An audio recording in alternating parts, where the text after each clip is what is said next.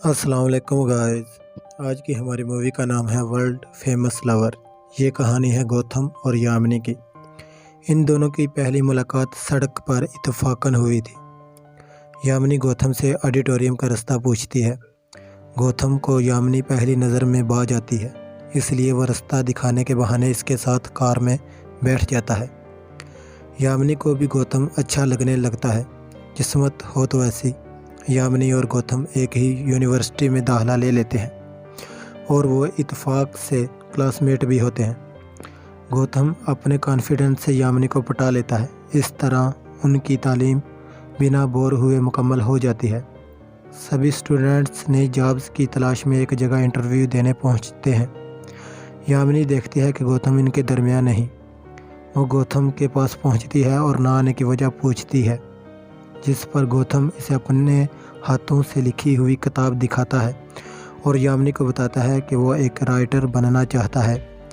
یامنی پہلے تو اسے اپریشیٹ کرتی ہے، پھر اسے سمجھاتی ہے، ایک دن میں 24 گھنٹے ہوتے ہیں، تم 8 گھنٹے جاب کرو، 8 گھنٹے ریسٹ اور 8 گھنٹے لکھو۔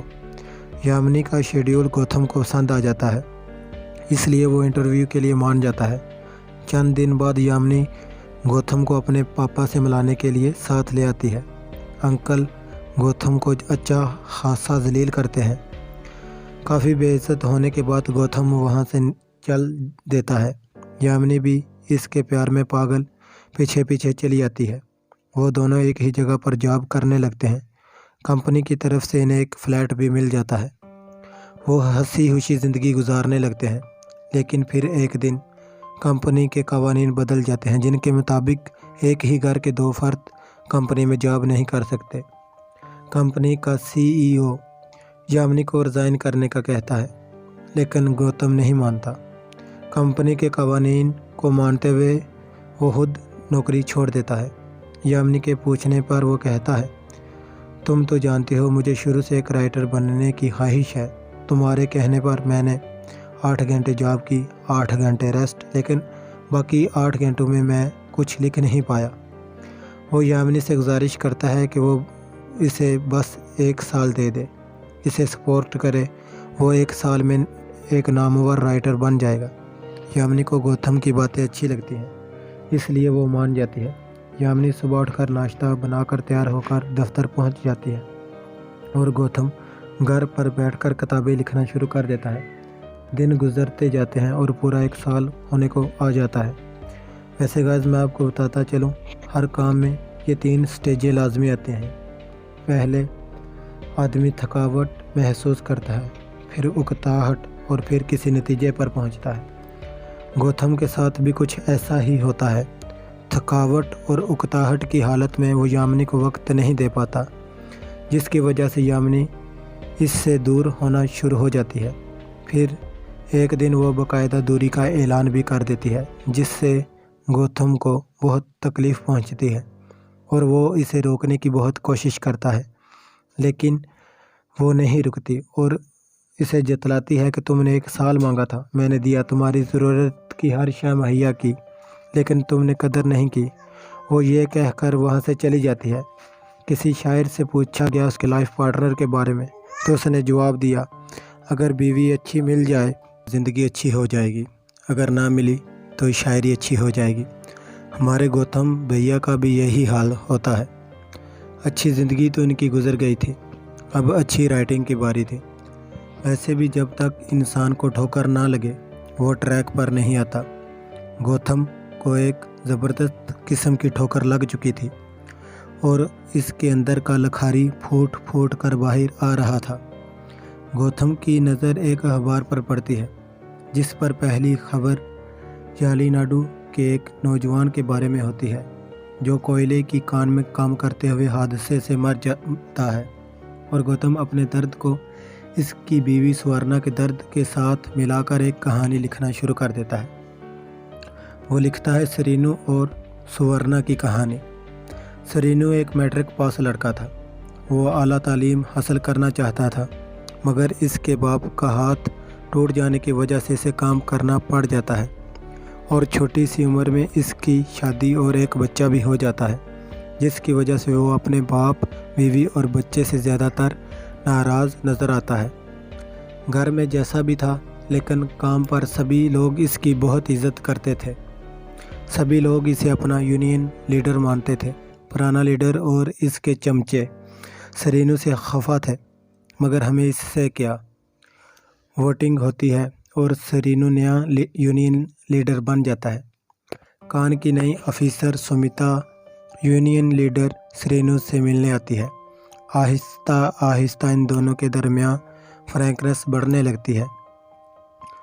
ویسے بھی سرینو کو پڑھی لکھی عورتیں پسند تھیں۔ وہ زیادہ وقت کام پر ہی گزارنے لگتا ہے۔ سورنا کے پوچھنے پر وہ غصہ ہو جاتا اور اسے ان پڑھ، جاہل، گوار کہتا ہے۔ سورنا سے دوری اختیار کر لیتا ہے، اپنے باپ اور بچے تک کو بھول جاتا ہے۔ ایک دن سورنا سمیتا اور سرینو کو ساتھ دیکھ لیتی ہے۔ اس طرح سے سمجھ آ جاتا ہے کہ سرینو کا رویہ اتنا بدلا ہوا کیوں ہے، مگر وہ یہ بات کسی کو نہیں بتاتی اور ایک اچھی بیوی ہونے کے ناطے نہ چاہتے ہوئے بھی خود پر ضبط کیے رکھتی ہے اور سرینو کی ذات پر آنچ تک آنے نہیں دیتی۔ سرینو اپنا مطلب پورا کرنے کے لیے اس کے پاس آتا اور جب مطلب پورا ہو جاتا تو تو کون میں کون والا رویہ اپنا لیتا۔ سرینو بس سمیتا کے پیچھے پڑا تھا، اسے اسی کے ساتھ وقت گزارنا تھا۔ ایک دن سرینو کے باپ کا ایکسیڈنٹ ہو جاتا ہے جس کی وجہ سے اسے بہت شدید چوٹ آتی ہے۔ سورنا سرینو کو کال کرتی ہے۔ پہلے تو وہ کال اٹھاتا ہی نہیں، مگر سمیتا کے کہنے پر جب وہ کال اٹھاتا ہے تو اسے اس بات کی ذرا بھی پرواہ نہیں ہوتی کہ اس کے باپ کا ایکسیڈنٹ ہو گیا ہے۔ الٹا وہ دونس جماتے ہوئے کہتا ہے، بڈھے کو کسی قریبی ہسپتال میں لے جاؤ اور یونین لیڈر سرینو کا حوالہ دینا، وہ اس کا فری میں علاج کر دیں گے۔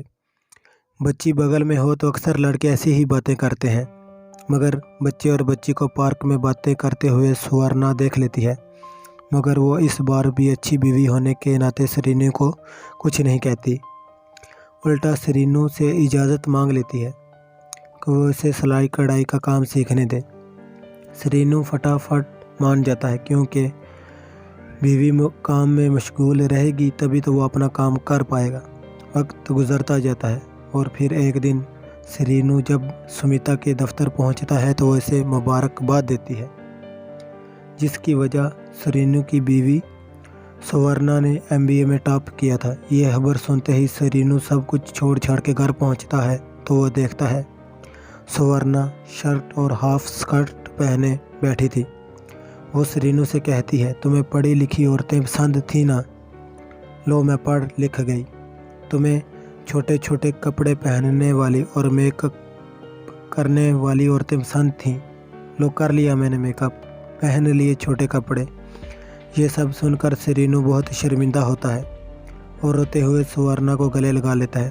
گوتھم اپنی ایک شاندار سٹوری مکمل ہونے پر یامنی کے پاس پہنچتا ہے اور کہتا ہے کہ تمہیں مجھ سے شکایت تھی نا کہ میں لکھتا نہیں، میں نے لکھنا شروع کر دیا، اور وہ یامنی کو اپنی کہانی سنانا شروع کر دیتا ہے، لیکن یامنی اس کی کہانی سننے سے انکار کر دیتی ہے اور اسے اپنے دفتر سے نکال دیتی ہے۔ گوتھم یامنی کا پیچھا کرتا ہے لیکن یامنی اس کی ایک نہیں سنتی۔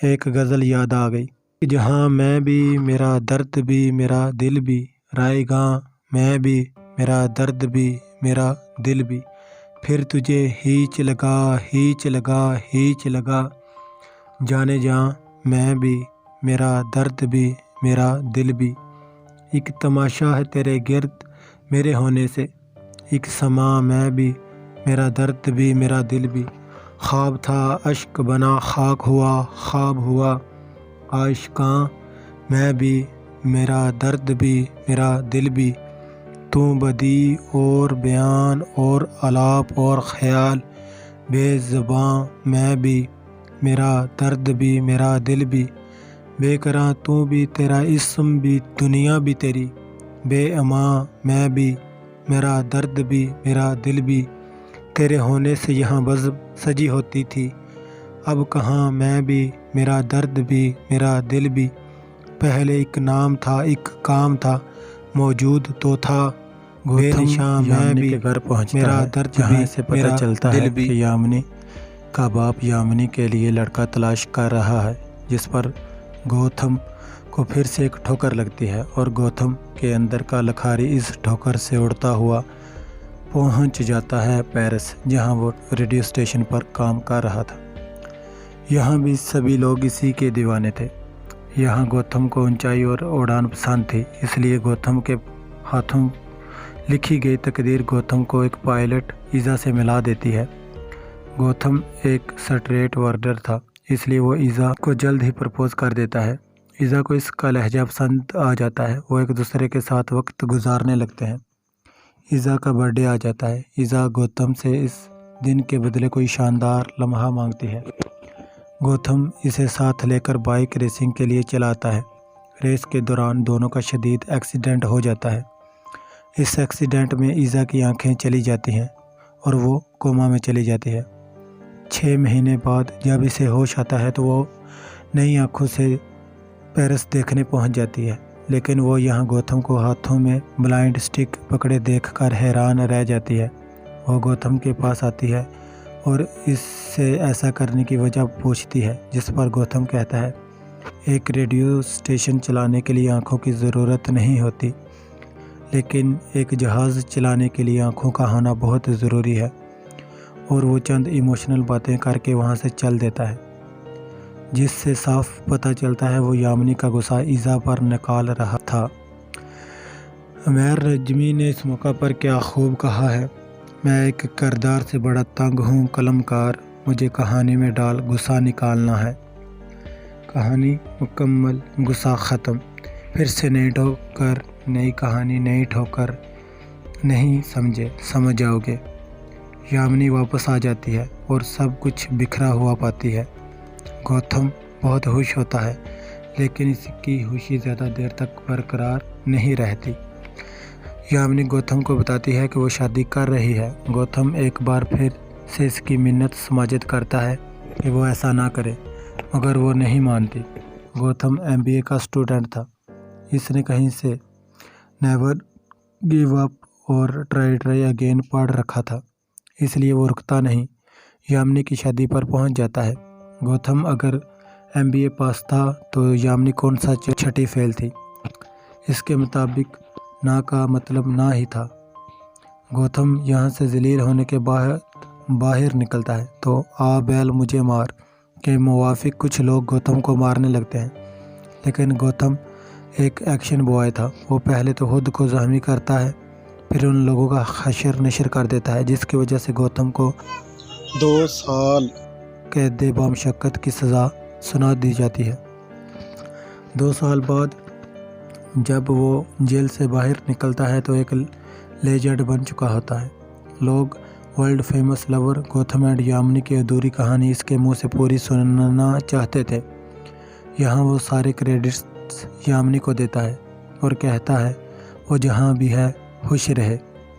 کانفرنس سے نکل کر وہ ایک پارک میں آ جاتا ہے، وہاں یامنی کے پاپا آ جاتے ہیں اور اسے بتاتے ہیں یامنی نے شادی نہیں کی اور تمہارے لیے وہ پچھلے 2 سال سے کمرے میں بند ہے۔